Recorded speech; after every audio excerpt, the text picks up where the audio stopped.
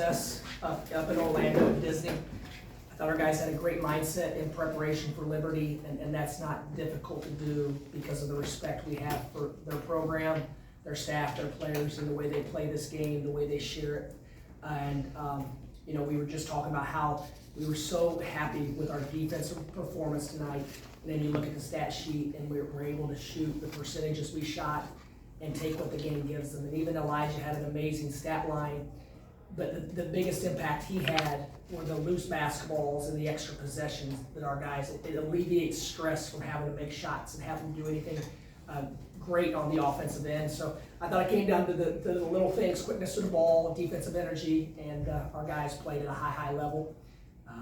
But over mountains, more mountains, we got a quick turn, and another big-time team coming in Saturday. You outscored Liberty 46-26 inside the paint. With those early possessions of Vlad Golden to start the game, did that play a big role in how the team started out? I think our guys, we have so many weapons, and they defer to each other because they want to win. It was obvious what Vlad was able to do, but let's not discredit. I thought BJ, Elijah, Gaff, I thought they all got to the rim repeatedly and was very efficient finishing around the basket, and that makes that gives them another challenge to work around. So once again, I think we took advantage of the right matchups. I thought we took advantage of the right spacing, and but a credit to our guys to continue playing unselfish team basketball. Elijah, your form on your three-point shot, is, at least to me, it seems like it's a little bit different. It seems like you kind of use your offhand a little bit more. Just what have you worked on in the off season to kind of be more consistent from three, and just thoughts on that? Just all around game. I really focus on like shooting, but of course you gotta work on your shot as well. I've been working on just handle, getting to the rim, and being able to make tough shots. Coach, we're gonna get back in the gym and get them right. 75% from three, unacceptable. First order of business. Coach May, there was a stretch there in the second half where Liberty scored 6 straight, and then Vlad went down and hit 4 straight free throws. How big is it for him and his confidence, the team's confidence, for him to hit those free throws? The crazy thing about Vlad's free throws last year, he made, it seems like every pressure-packed big free throw. And so, to be honest, we're proud of him for getting those possessions around the rim, finishing through, trying to finish through contact and getting to the line. And he makes them, If he misses them, we got to find different ways. So everything we do, we try not to be outcome-based, but it's obviously a luxury when you can increase your margin, because Vlad is going to be able to get to the free throw line a lot. Elijah, you've hardly missed a shot the last 4 games. What gives you the confidence to shoot from anywhere on the floor? Just the preparation, and got to thank my coaches and teammates for allowing me to shoot those shots. Coach, you guys have your recipe of success. You make shots, you win.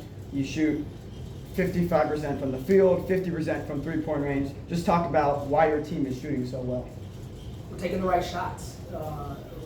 Most of our threes are catch and shoot threes unless it's late shot clock, and they were staying at home on shooters, and it seemed as if their game plan was to make Greenlee and Gaffney finishers in the lane at Weathersfield, and play Vlad one-on-one and bring help extremely late because they feared the kick out. Vlad's such a great passer. If Vlad didn't pass the way he does, one of the games in Orlando, the team came out of the timeout, I think it was A&M, and immediately doubled Vlad as soon as he caught it. Elijah makes a great cut, fan out three for John L. So when your guys play the right way, it makes it difficult to go into a game scouting when you have as many weapons as we do. And there's, as you guys see, our roster's full of guys that can score the basketball and also make the right plays where it's not just about them.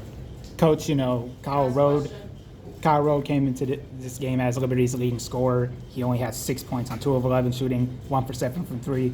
How proud of you are the team's defensive performance? Are there any players who stood out to you when they guarded Rode during this game?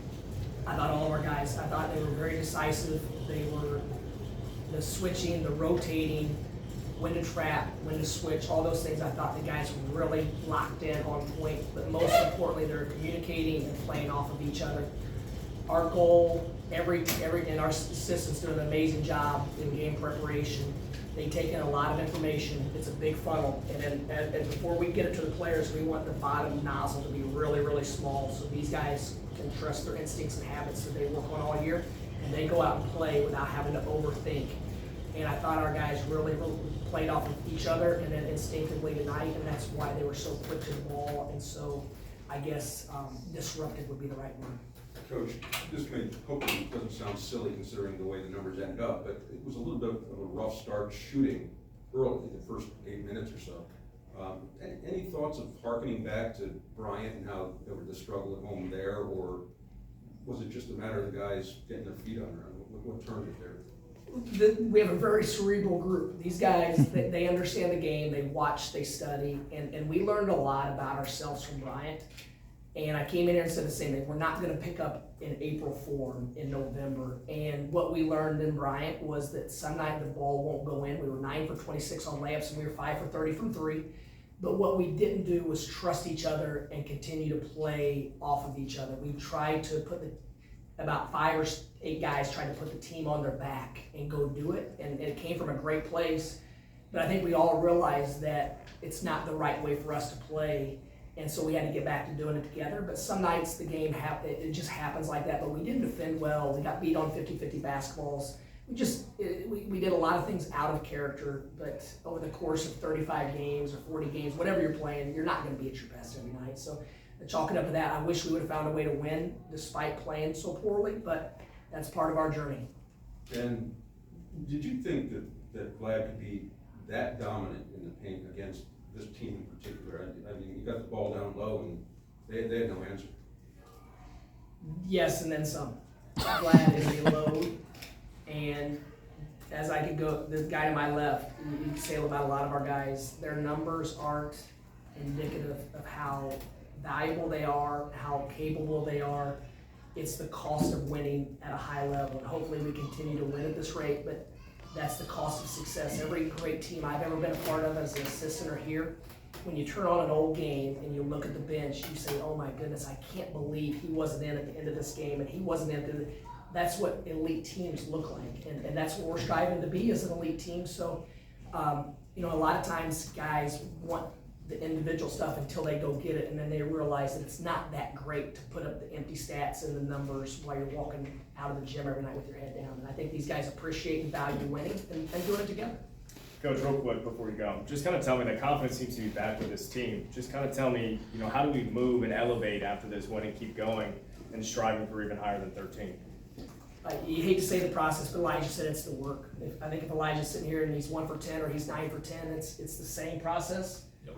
Come in the next day, hard hat on, ready to focus, learn from what just happened, but also one eye towards the future and how do we improve with this big game on Saturday. Thank you, Coach. Thank you, Elijah. Thank you guys. Thank you guys. Thank you, Coach. Thank you, Elijah.